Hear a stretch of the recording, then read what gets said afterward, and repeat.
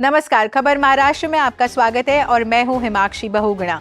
महाराष्ट्र में विकास की दिशा तय करने वाले बड़े फैसलों से लेकर नई योजनाओं तक आज हम आपको बताएंगे राज्य की हर अहम खबर। तो नजर डालते हैं आज की पहली बड़ी खबर पर।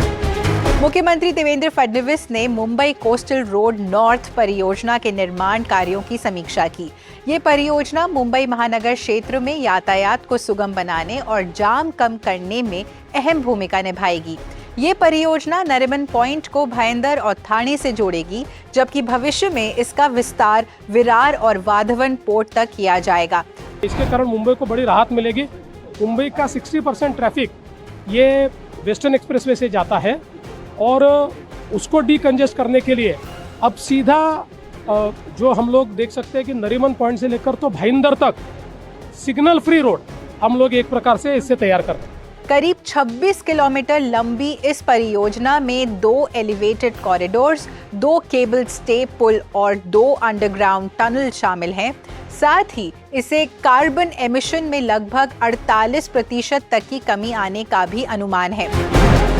मुख्यमंत्री देवेंद्र फडणवीस की अध्यक्षता में मुंबई में महाराष्ट्र ग्रामीण पेयजल नीति को लेकर एक महत्वपूर्ण बैठक आयोजित की गई। बिजली बिल के बकाये के कारण ग्रामीण जलापूर्ति योजनाएं बाधित न हो, इसके लिए फडणवीस ने सभी योजनाओं को धीरे धीरे सौर ऊर्जा पर स्थानांतरित करने का निर्देश दिया। इसके तहत राज्य में 22,000 से ज्यादा प्रोजेक्ट्स के लिए सोलर सिस्टम लगाने का प्रस्ताव है। साथ ही तालुका स्तर पर खास मेंटेनेंस और रिपेयर यूनिट्स भी बनाई जाएंगी। मुख्यमंत्री देवेंद्र फडणवीस की अध्यक्षता में महाराष्ट्र महिला किसान सशक्तिकरण विधेयक 2026 के ड्राफ्ट पर चर्चा की गई। राज्य के कृषि क्षेत्र में महिलाओं की भागीदारी 81% से अधिक होने के मद्देनजर उन्हें स्वतंत्र किसान के रूप में कानूनी मान्यता और अधिकार प्रदान करने के लिए ये विधेयक आगामी मॉनसून सत्र में पेश किया जाएगा। उप मुख्यमंत्री सुनेत्रा पवार ने इस साल की आषाढ़ी वारी तीर्थ यात्रा की तैयारियों और व्यवस्थाओं का जायजा लेने के लिए एक समीक्षा बैठक की। बैठक में पालकी जुलूस के ट्रस्टी, जनप्रतिनिधि तथा पुणे, सतारा और सोलापुर जिलों के वरिष्ठ अधिकारी भी उपस्थित थे। लाखों श्रद्धालुओं की सुविधा के लिए वारी मार्ग पर पीने का पानी, बिजली, स्वच्छता, स्वास्थ्य सेवाओं और NHAI के लंबित कार्यों को समय पर पूरा करने के निर्देश भी दिए गए हैं। सुनेत्रा पवार ने सभी विभागों को निर्देश दिए हैं कि तीर्थ यात्रा को सुचारू और सुरक्षित बनाने के लिए आपस में बेहतर तालमेल के साथ काम करें। महाराष्ट्र सरकार क्लीवलैंड क्लिनिक, ब्रुकफील्ड और आरोहण हेल्थ सिटी के बीच नवी मुंबई इंटरनेशनल एयरपोर्ट के पास 250 एकड़ में विश्व स्तरीय नवी मुंबई इंटरनेशनल मेडिसिटी विकसित करने के लिए एक MOU पर हस्ताक्षर किए गए हैं। मुंबई से वीडियो कॉन्फ्रेंसिंग के जरिए शामिल होते हुए मुख्यमंत्री देवेंद्र फडणवीस ने भरोसा जताया है कि ये पहल भारत के स्वास्थ्य सेवा क्षेत्र के लिए क्रांतिकारी साबित होगी। प्रधानमंत्री नरेंद्र मोदी के हील इन इंडिया विजन पर आधारित इस प्रोजेक्ट से लगभग 1.2 बिलियन अमेरिकी डॉलर का निवेश आने और 10,000 से अधिक नौकरियां पैदा होने की उम्मीद है।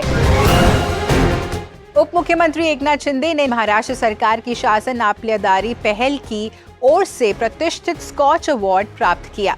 महाराष्ट्र सरकार द्वारा लागू किए गए इस प्रोग्राम को इस सम्मान के लिए देश भर के 280 प्रोजेक्ट्स में खास तौर पर चुना गया। महाराष्ट्र सरकार द्वारा संचालित इस पहल ने जन सेवाओं को सीधे लोगों के घर तक पहुंचाने में महत्वपूर्ण भूमिका निभाई है। यह सम्मान नागरिकों तक शासन की पहुंच बढ़ाने के महाराष्ट्र के प्रयासों को दर्शाता है। मुख्यमंत्री देवेंद्र फडणवीस ने भीमाशंकर मंदिर में नए सभा मंडप के निर्माण कार्य का शिलान्यास किया और ब्रह्म ध्वज फहराया। फडणवीस ने भीमाशंकर मंदिर परिसर डेवलपमेंट और हेरिटेज वाड़ी परियोजनाओं के अंतर्गत चल रहे कार्यों का भी निरीक्षण किया। ये परियोजना मंदिर की परंपरा और विरासत को संरक्षित रखते हुए श्रद्धालुओं को बेहतर सुविधाएं उपलब्ध कराने के उद्देश्य से तैयार की गई है।